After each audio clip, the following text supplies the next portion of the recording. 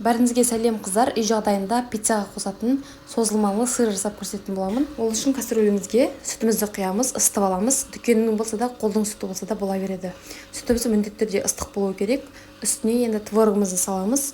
Салқын сүт болмайды қыздар. Творогты салғаннан кейін араластырамыз. Отта 3-5 минут көлемінде ұстаймыз. Өзінің осындай сары су бөлінеді. Міне қараңыздар. 5 минут уақыт өткеннен кейін, сары су бөлінгеннен кейін осылай сары суын бөлек ыдысқа құйып аламыз. Қыздар, мен сіздерге осы видеоның соңында пиццаның жасалу жолын, рецептісін салып қоятын боламын. Содан пиццаны жасап көрсеңіздер болады, және осы сырды пиццаға қолданып көрсеңіздер болады. Міне қараңыз.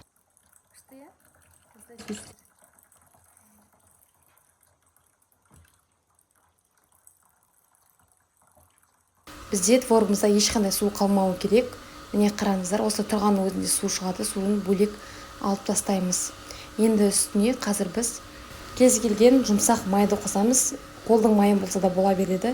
Барлығын жақсылап езілгенше араластырамыз. Езілмей жатса қолыңызбенен үгітіп езіп жіберсеңіздер болады.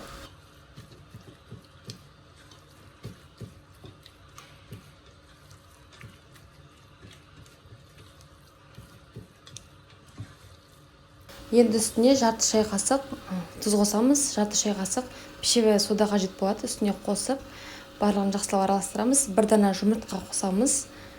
Барлығын жақсылап араластырып аламыз.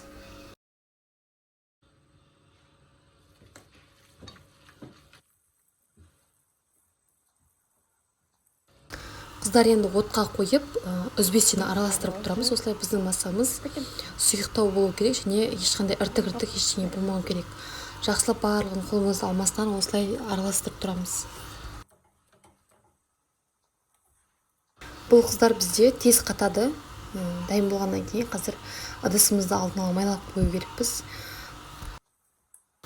Міне қыздар, дәл осылай қолымызды алмастан араластыра береміз. Бізде бұл сливки сияқты болып шығады. Алдын ала ыдысымызды майлап қоямыз, ішін сұйық майменен. Осындай тереңдеу ыдыс болса да бола береді, кез келген ыдыс.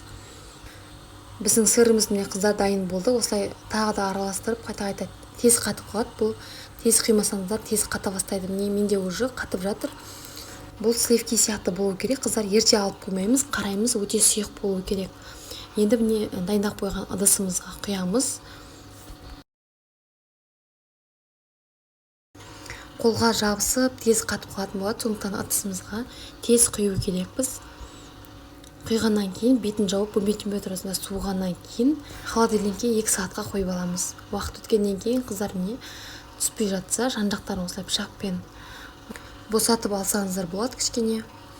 Міне қыздар, біздің сырымыз дайын болды.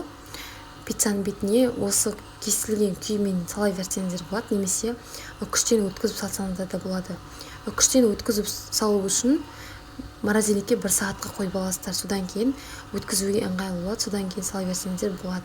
Қыздар, қазір дәл осы видеоның соңында мен сіздерге пиццаның жасалу жолын, қамырын, яғни видеосын көрсетіп кетемін. Содан өтіп қарасаңыздар болады пиццаның жасалу жолын, және бетіне қою үшін сырға осыны салсаңыздар болады.